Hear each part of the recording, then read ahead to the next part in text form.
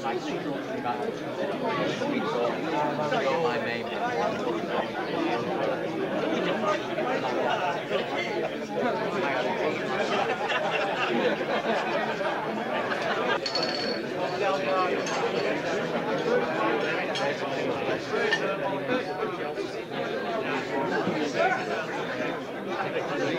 sure it'll be a very special evening full of memories for us all.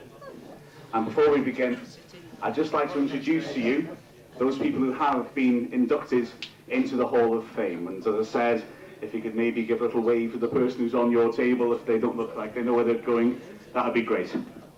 So, to introduce the people who have been inducted into the Wrexham AFC Hall of Fame, firstly, representing Tommy Bamford is his daughter, Frances Dawson.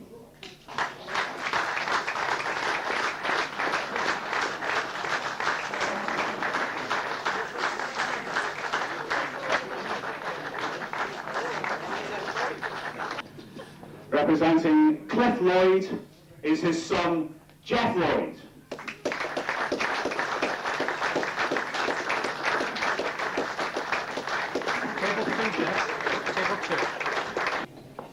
Representing Billy Tunnicliffe are his sons, Bill and Martin Tunnicliffe.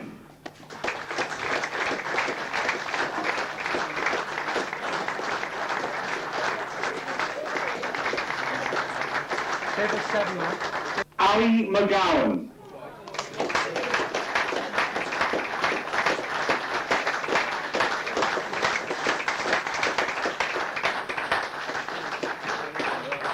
Number 1, Ali, in the front, yeah.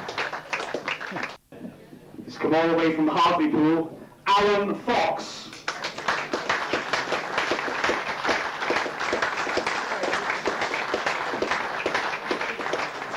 Table 4, Alan. John Neal.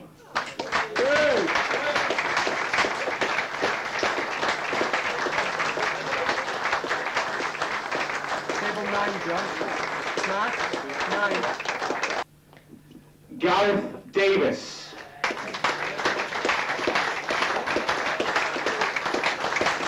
Table 1, Gareth.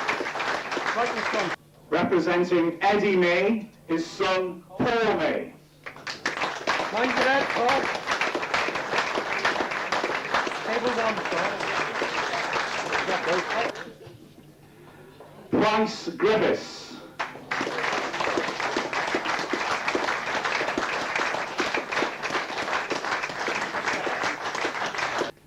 Dixie McDonald.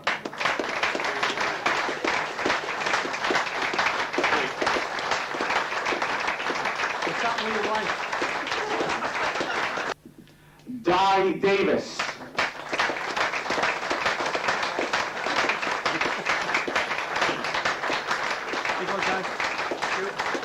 And Gary Bennett. It's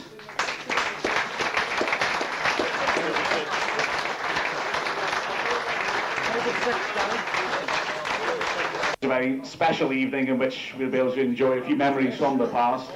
It's an idea that, as a supporters association, we've had for a while to try and commemorate a few of the great people who've represented the club. And I must say at this point, these are the initial 20 names that came up. We sat in smoke-filled rooms for ages, fighting for our favourites. But when you're talking about people who are representing this club, a club of so much history, of course, who've been going for over 125 years, then goodness me, those 20 names that you pick really are something special. There's an awful lot of fevered debate, like I said, and I think you'll agree that to come out of all of that history as one of those top 20 figures, not just players, but also administrators and people who brought so much to the club, I think is a huge honour and says an awful lot about what we think about the people that we've invited here today. It's something we want to continue as well. New members will be inducted every year, and it's something that I hope we'll grow to appreciate and enjoy every year as it builds on. There's also, obviously, there are some people who can't be with us. I'm delighted to see so many people represented by their relatives, and that's very moving, I think. And a lot of people have been lovely when we've been organising this, saying how much they've appreciated us remembering their fathers. There's also, of course, some people we couldn't quite track down, and later on what will happen is we'll be explaining to you just who they were and also commemorating them and giving you a little rundown of what they achieved in the club. So just to give you a little rundown of what we're going to do today, we want it to be a nice, relaxed and informal evening, what we're going to do is, having now welcomed the guests, meals are available if you would like to get one. Some people already ordered them, I know. Meals will be available. We'll pop the video back on as well so we can relax. And also there's a table quiz down there. The questions have been done for us by Quiz Questions Incorporated, and there's 2 bottles of wine for the winners. We'll have a raffle as well in about half an hour or so, and a little break. And then after that we'll have the quiz result, and we'll also have then the presentations when each member of the Hall of Fame will be brought up and be presented with their certificates.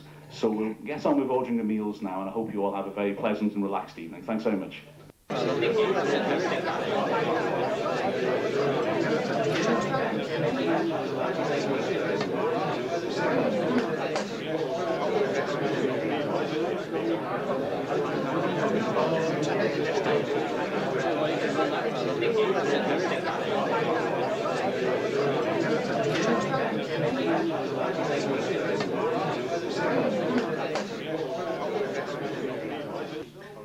And so now on to the actual presentations themselves. We'll be calling up the members of the Hall of Fame to receive their certificates in a moment, but there were, as I said, some people who, for a number of reasons, weren't able to attend, and we weren't able to find representatives for them. So if I could just run through those names first so you could know the other names who are going into the Hall of Fame. As I said, the Hall of Fame is something we want to be taken very, very seriously. This is not something we want diluted. This is not something people should be put into willy-nilly. It's very much the people who've really made a huge contribution into making this club what it is, and frankly, in some cases, keeping it where it is as well. So if I could just run through a few of the names of people who couldn't be here. Well, Ted Robinson was the oldest person to be chosen for the Hall of Fame. If you look in Peter's books, you'll often see in the pictorial histories a character in the back row with an old mac on and a trilby hat. Ted Robinson was a player in the 19th century, 1893 through to 1907. He won 3 Welsh Cup winners' medals and 5 runners-up medals and 4 combination league medals before Wrexham actually were in the Football League. He then went on to give service from 1905 to 1929 as both secretary and manager of the team, and then went on to be financial secretary through to 1943, so serving the club in total for 50 years. The club are named the Robins after Ted Robinson, and so I think he was a pretty inevitable first person to choose. Unfortunately, we are obviously delving a long way back in history. He died in the 1940s, and it was impossible for us to find anybody, despite requests in the press, to represent him. So unfortunately, he couldn't be represented here, but Ted Robinson's the first name on the Hall of Fame.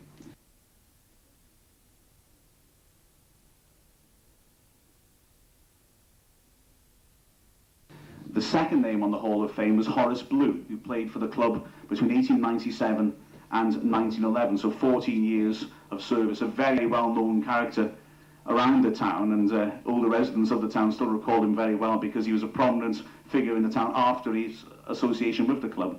He won 22 Welsh caps, won the Welsh Cup 3 times with the club, and again won 4 combination league medals, and after playing went on to be a director here, but I'm certain of this, his family have all died out, so it was again impossible for him to be represented.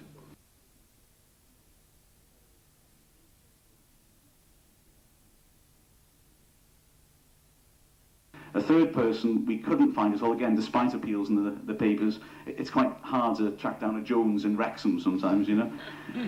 Alf Jones played 575 times for Wrexham between 1923 and 1936. For a long, long time, he was a record appearance holder for the club. He's now 3rd in the list of most appearances for the club. In fact, that total is thought to be the 3rd Division North record for any club. He won 3 Welsh Cups for the club. He was known as the pride of Wrexham. And get this, you think about squad rotation now. He didn't miss a game from 1930 to 1935. That's 236 games in a row. Or from 1925 to 1929, which is 159 games in a row. So we had both a 5-year and a 4-year consecutive run without missing a match. So I think it must have been a testament to his fitness. He must have built them differently those days. So Alf Jones is the 3rd name on our list.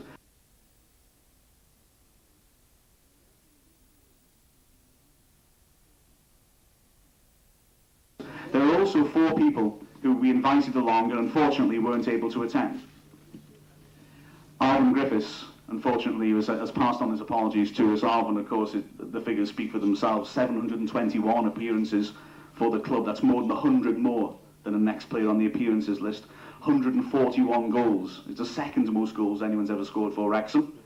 He plays in the European Cup Winners' Cup quarter-finals. He got 17 caps for Wales. He was manager as well, of course, from 1977 to 1981, which meant he was manager for that glorious season, the 77-78 promotion season, and furthermore consolidated our position in the second division. A true great of the club. Unfortunately, of course, he's not able to, but he does pass on his apologies.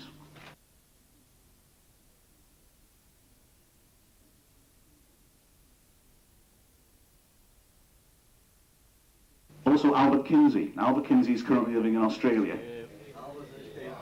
But he does get that sort of reaction whenever I speak to anybody about Albert Kinsey. It's like, hey, Albert Kinsey. Obviously a real character.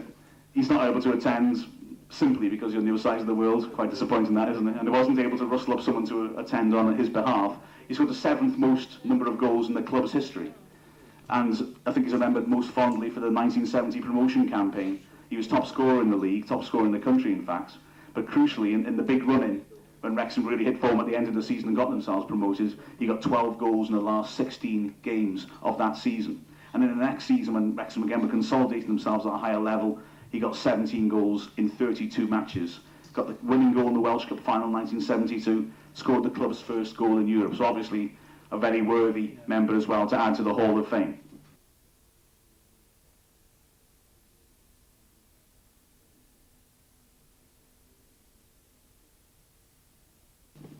Also, unfortunately, unable to come because he's working tonight is Mel Sutton.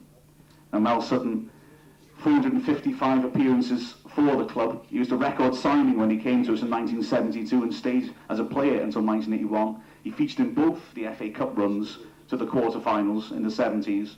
He also featured in that 77-78 League Cup quarter-final run, and of course in the team that won the 3rd Division Championship. And from there, of course, he moved on to be manager of the club from 1981 to 1982. He also, with Gareth Davis, played the most games in Europe for the club. But Mel, unfortunately, is working tonight, and he passes on his apologies.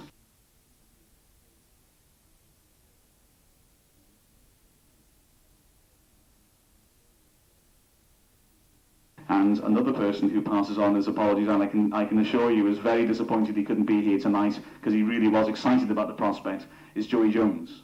And Joey, again, goodness me, is an inevitable person to put on a list like this. Unfortunately, he's got a prior public speaking engagement in South Wales, which he'd already had to cancel once in the summer, and he felt he couldn't let the people down by cancelling it again. So although he's very, very disappointed, and I know he's passed on to a number of people that his apologies because he was so keen to be here, it's just absolutely impossible for him to be here, and of course we totally appreciate that. 475 appearances for the club in 3 different spells. I mean, the way he kept coming back to us, I think, shows his loyalty to the club as much as anything else. When he was 20 and he went to Anfield, he'd already won a Welsh Cup and been in the quarter-finals of the FA Cup. He's made 9th most number of appearances for the club, 72 caps for his country, and of course he's been a coach since 1992. But he is one of those people, the bare facts just don't do him justice. Of course, his undying love and passion for the club and for the game, I think, is really what affects anybody, whether he plays 475 games or 1 game for the club. And so Joey is obviously a very, very valued member of the setup here, and a very worthy member of the Hall of Fame.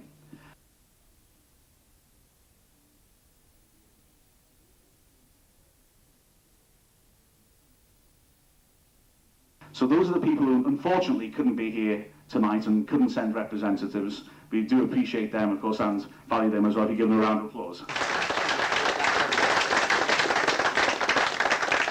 I'd like to call up my 2 beautiful assistants, Carol Clark, the chairman of the Supporters Association, and Dave Davis, who's been working absolutely tirelessly to put everything together tonight. So if you'd like to pop up here, gentlemen.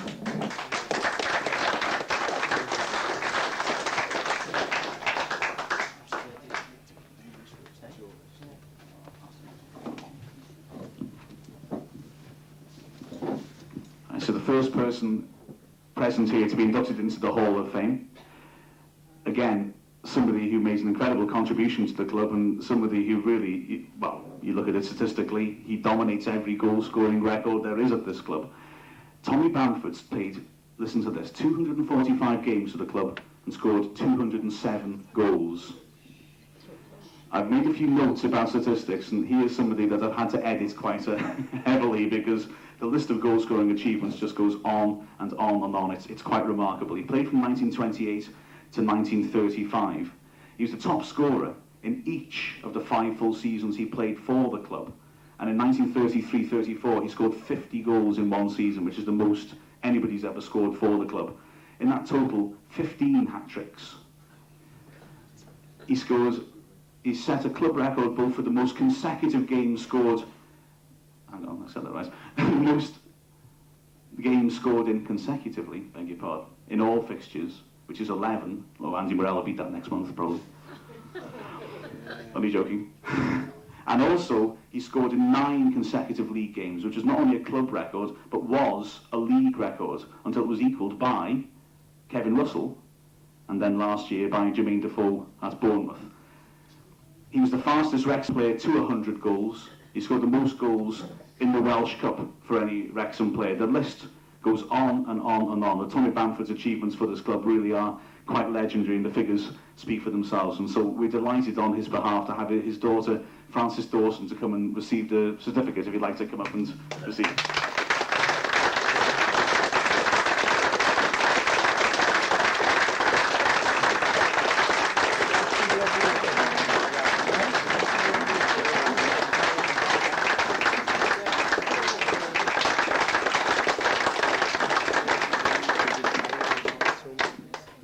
Alan Fox, he made 414 appearances for the club, going from 1953 to 1964.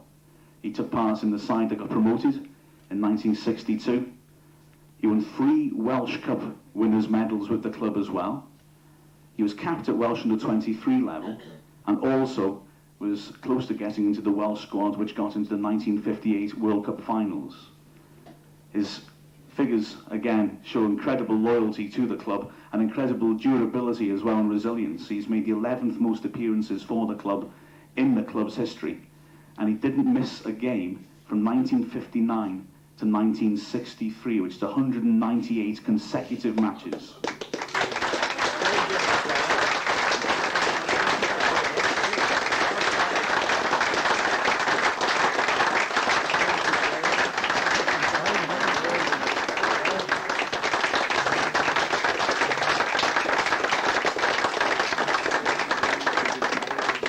When the Supporters Association ran a poll on our website for the Manager of the Millennium, John Neal won it, and when you listen to the list of achievements that he has, you'll understand exactly why. He was manager from 1968 to 1977, and I think it's fair to say that in doing what he did, he raised the bar really for all subsequent managers. The expectation at the club certainly rose a great deal after his terrific achievements. The club were promoted in 1969-70 to the 3rd Division, but it wasn't just on the pitch that he was making his impact by then, of course. He was introducing a terrific youth policy which had produced so many fine players for Wrexham and indeed for Wales throughout the 70s and early 80s. The club enjoyed such a marvellous spell of success. The quarter-finals of the European Cup Winners' Cup in 1973-74, of course, for the first time in the club's history, reached the last 8 of the FA Cup, and there were a couple of Welsh Cup wins along the way as well. It was so frustrating at the end, of course, in the 1976-77 season when that elusive promotion to the 2nd Division just evaded John's team and he moved on in the summer. But nonetheless, as I said, he'd really set magnificent standards of quality and, I think, personal standards as well, which subsequent managers have had to live up to. So our next Hall of Fame member, John Neal.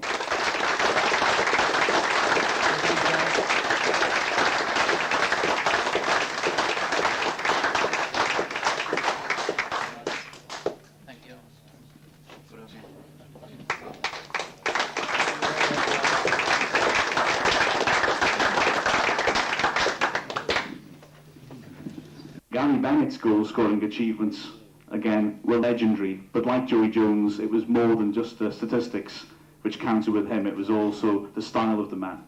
177 games he played for the club, and 114 goals scored in those. Almost as great an achievement as overcoming the prejudice of coming from Chester City. The prejudice had lasted about an hour into his debut. By the time he put 2 goals past Berry, I think people had forgotten where he'd come from. He's remembered for so many things, so many acts on the pitch. I'll never forget him pulling the face of Peter Schmeichel after that Man United match. Cheered me up a bit. Those goals at Northampton when Wrexham got promoted, of course, in 1993. Not just the fact that he scored them, but his celebration when he ran the penalty into the net in front of the away fans, followed it into the net and stuck his head through the net. Just one of those images that are iconic, I think, in the history of the club. And yes, it was those penalties as well, that incredible knack he had of running into the box and someone convincing the referee that somebody had touched him. As a knack he seemed to develop more when he started taking penalties, strangely, but his records, though, statistically as well, stand shoulder to shoulder with anybody. The 5th most goals in the club's history, but only Tommy Bamford actually scored more goals per game than Gary Bennett for Wrexham Football Club. And also, he stands in 2nd place in both the Welsh Cup and the League Cup in terms of goals scored. He was top scorer in the country one year that he was here as well. A player who made a huge impact on the club and galvanised them to get him promotion in his first season. Gary Bennett.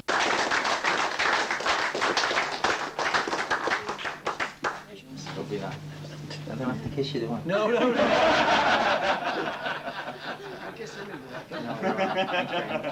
Thank you.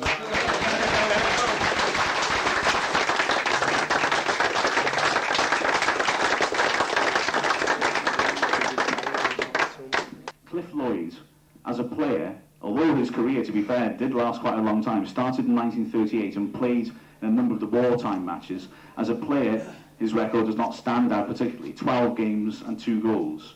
However, it's his contributions to the club as a whole, because when he came to the club in 1938, little could he have realised it would start a 35-year association, all that time giving tireless service to the club and helping to sustain it after the war. He was secretary of the club from 1949 to 1973. But not only that, he was certainly able to turn his hand to a number of different jobs, and a man in a crisis to turn to as well, because he was actually manager a sum total of 5 times, often as caretaker, standing in when a new regime was introduced. But he was manager in 1950, then for 2 years from 1955 to 1957, and in that period he actually raised the club from the bottom of the 3rd Division North when they were really in a perilous situation when he took over. And again in 1959, 1965 and 1967. So clearly a club is not just a sum of its players, it's a sum of all its parts, the people who behind the scenes work so tirelessly to make sure that everything fits in place on a Saturday afternoon. I'm delighted to say that to represent Cliff Lloyd, his son Jeff Lloyd is here to pick up the certificate.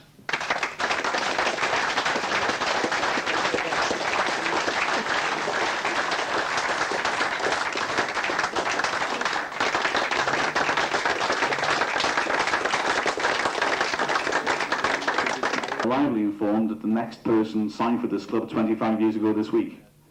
If you're paying attention to your quiz, you know who informed me. Gareth Davis played in 199 games for the club, but only conceded 210 goals, which by some distance...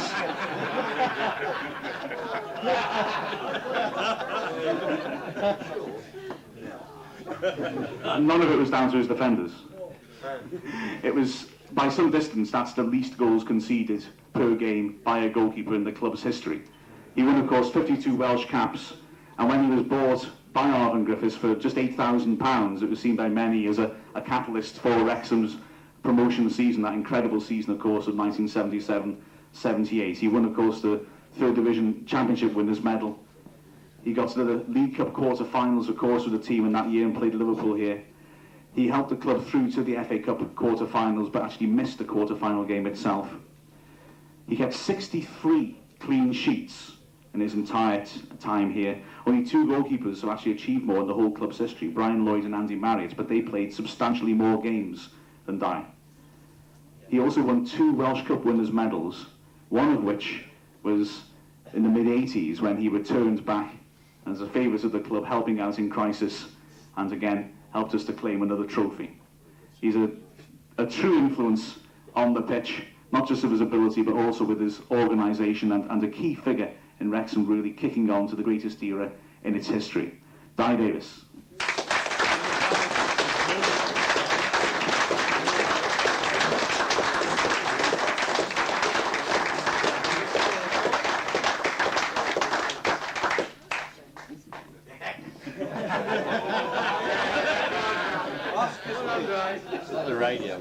I'd just like to say thank you on behalf of the renowned, famous players and managers and administrators that have gone on and come up here before me.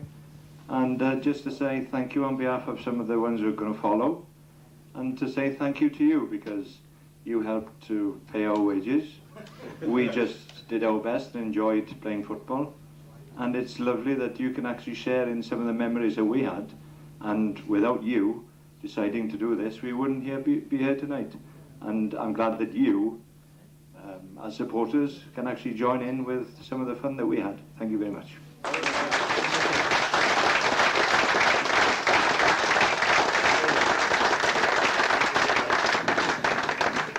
Next person to be inducted into the Hall of Fame will be Eddie May.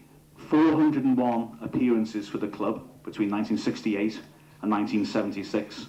And 44 goals, and this from a centre-back, remember. A terrific, imposing figure. He really was a leader on the pitch. He was captain, of course, in 2 European runs, and captain as Wrexham reached the quarter-finals of the FA Cup in 1973 to 74. He was also an inspiration early on in his stay at the club when we were promoted in 1969 to 70. Again, a person, I must admit, I don't recall as a player, honestly, really. But when we talked about him in the subcommittee, really the enthusiasm to have him put in it was very great indeed. Eddie May is a player who really made a big impact on people who remember him at the club. Only 11 players have made more appearances for Wrexham Football Club as well in the club's history. I'm delighted to say, although he's coaching and unable to come, that his son, Paul May, is here to receive the certificate.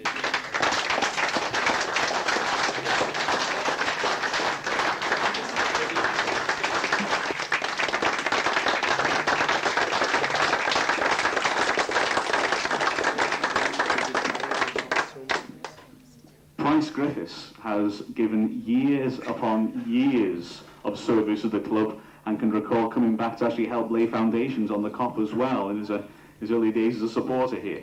He joined the board as a director in 1977.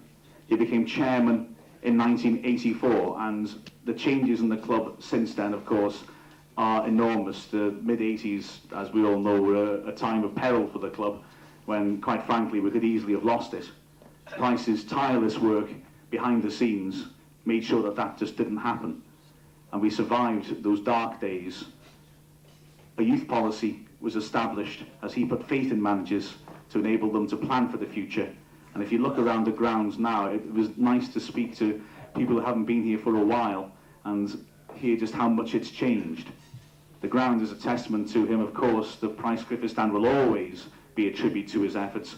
But if we go down the road, we can also look at Collier's Park and appreciate the vision of somebody who's committed himself to his club, who has made the sort of sacrifices which I think many people call for from the terraces, but very, very, very few people would be willing to make themselves. Price Griffiths, quite frankly, has devoted his life to this club. He's made a huge contribution, both financially and also personally. And for me, the abiding memory, maybe if this is a little personal comment, but when you think back to that glorious draw at West Ham in the FA Cup back in 1992 after we'd beaten Arsenal, for me the abiding memory is not anything that happened on the pitch, great though it was the sight of Price Griffiths walking around the sides of the pitch and getting the sort of ovation which, quite frankly, he richly deserved. So the next person we'd like to induct in is Price Griffiths.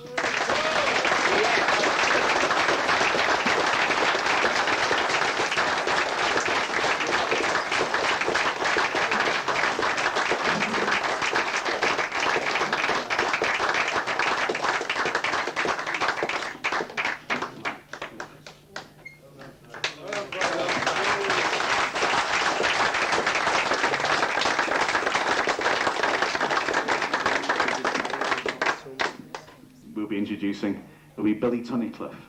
Billy Tunnicliffe's record for the club really was fabulous. 264 appearances and 90 goals. Now that in itself is impressive. The 9th most number of goals in the club's history. And that's better than the goal every 3 matches. but he was a winger and not a striker. I also remember playing in the old days with the heavy footballs. He was renowned for his terrific long-range shot, and whenever you talk to players who played with him at the same time, or if you talk to supporters who recall him playing, they'll immediately talk about how powerfully he could strike a ball and was stunned. And virtually everybody I spoke to about him says the same thing. Imagine what it was like if he had these flimsy plastic things they play with now. He made a huge contribution to the club, and I know from talking to his sons that when they've actually mentioned his name to Wrexham supporters, or just people in Wrexham, immediately they get a terrific response. That was the impact that he had. His impact can also be measured perhaps on what happened when he left. In 1952-3 season, Wrexham were looking good for their first ever promotion in their history. He left near the end of the season, the team's form collapsed, and they ended up missing out on promotion by 3 points. And I believe it's generally felt by supporters who remember that season that if Bill Tunnicliffe had stayed at the end of the year, then Wrexham would indeed have got up and got promoted for the first ever time, and the club's history would have been a little bit different. So I'm absolutely delighted to call up, representing Billy Tunnicliffe, his sons, Bill and Martin Tunnicliffe.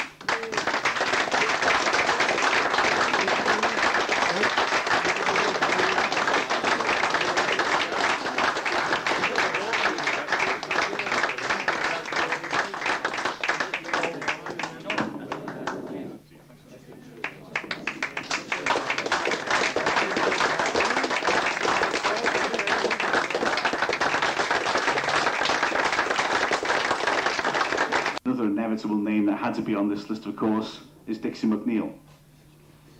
217 appearances for the club, 86 goals, that's the 10th most number of goals in the club's history. He played for the club from 1977 to 1983, and of course, along with Gareth Davis, his signing by Alvin Griffiths was seen by many as really a crucial stepping up and raising of quality in the sides to enable them to go up with the safeguarding at one hand and goals going at the other end. The push was given for that terrific season. Third division champions, and of course that incredible record in the FA Cup. Wrexham reaching the quarter-finals, and Dixie of course scored in all 9 games in that run, scoring from rounds 1 to round 6. Oh, and he threw in the Welsh Cup winners' medal that season, of course, just for good measure. He of course, by some distance, has scored more goals in the FA Cup than any other player in the club's history. But that of course wasn't the end of it. Dixie returned as manager from 1985 to 1989 and did a terrific job when, quite frankly, there was very, very little money available to put a side together, often having to throw young lads in. He nonetheless knitted together some very strong sides, of course won the Welsh Cup, and also put the team through to the playoffs where they were desperately unlucky to lose to Leyton Orient. He's somebody who was committed, years of service as a player and as a manager, and of course in his capacity now assisting the Support Association to the club, somebody who's shown great commitments to Wrexham Football Club, Dixie McDonald.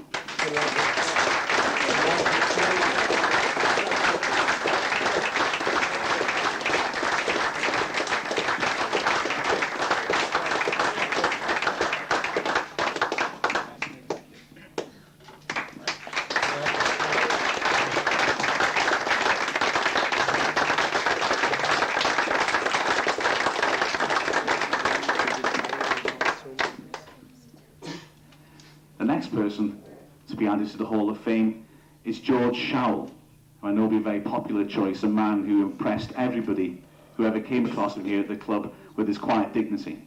He could have been a member of a Hall of Fame for another club, of course. He played for many years of distinction for Wolves before he came here and ended his career here playing 54 games for Wrexham between 1966 and 68. And in that time, he won a Welsh Cup winners' medal as well. But it's not for his playing achievements, of course, that he's in here. It's for the whole level of support that he gave to the club in all the time he was here. Because when he retired in 68, he carried on until 1990 working behind the scenes as a coach, as a physio, and as a general support to anybody who required it, a quiet and calming influence under 7 managers. He, of course, also famously was caretaker manager briefly after Bobby Roberts left, and was terrifically successful, winning 7 games out of the 11 that he took charge of, including 6 in a row when Wrexham managed to pull themselves up out of a precarious situation in the 4th division to mid-table respectability. He was somebody who really, I think, affected an awful lot of people here with his genuine humanity, and was a truly great servant to the club, someone who never looked to take a leading role. That's obviously why he wasn't interested in being a manager as well, just a caretaker's role. But certainly, as somebody who affected a lot of people here and has left the club with an awful lot of goodwill. Now, he's not allowed to, he's not able to come here tonight, but I'm delighted to say it's his son, Mark Showell, will be here to receive the certificate.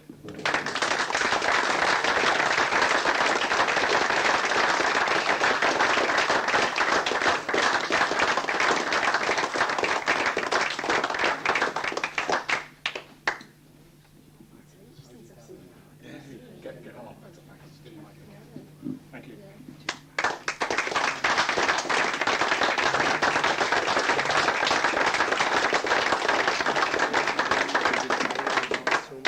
Another truly great servant of the club is Gareth Davis. 598 appearances for the club. Only Arvin Griffiths has made more appearances than that. In 16 years of service to the club, from 1967 to 1983. He was part of so many successful sides throughout the 60s, 70s and 80s. When the sides were promoted as 4th Division runners-up in 1969-70, he was already a stalwart in the side, and he continued winning 3 Welsh Cup winners' medals. He of course won the 3rd Division Championship in 1977-78, having been such a crucial part of the side, which a year again had suffered such disappointment, just missing out on promotion. And then he also plays in the quarter-finals of the FA Cup and the League Cup in 1978. He won 3 Welsh caps.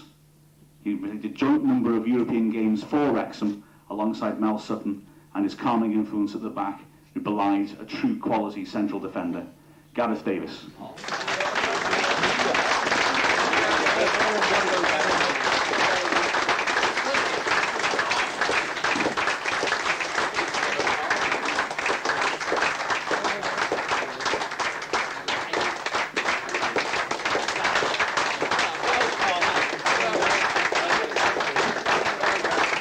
The final person we'll be calling up tonight will be McGowan. 478 appearances for the club, stretched over 12 years from 1953 to 1965. Only 4 people have played more games for Wrexham Football Club. He was a true stalwart of the side in the 50s and 60s. He won 3 Welsh Cup winners' medals. He also was in the side which in the first ever season of the League Cup reached the 4th round and pulled off a remarkable victory over Blackburn, which maybe set the standard for giant killing, which this club of course has followed for so many years to come.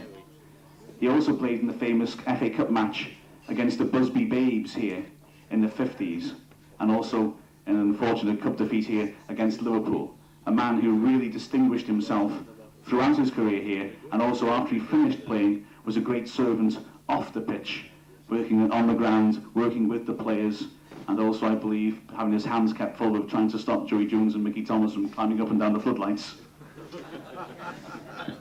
He truly was a magnificent servant for the club, McGowan.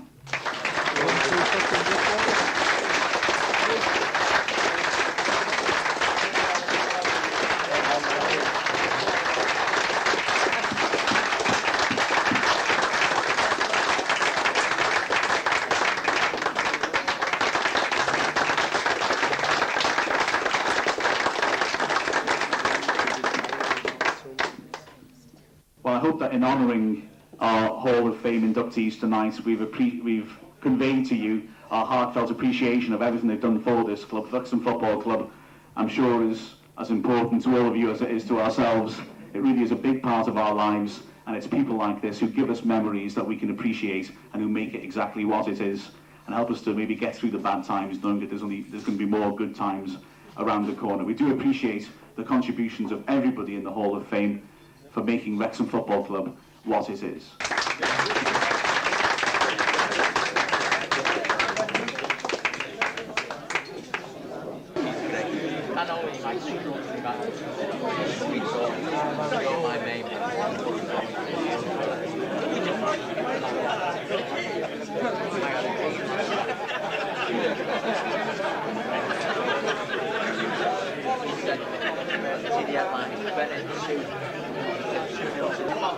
Said you like, that's that same dream over me. No, it was 3-0. Al scored the last.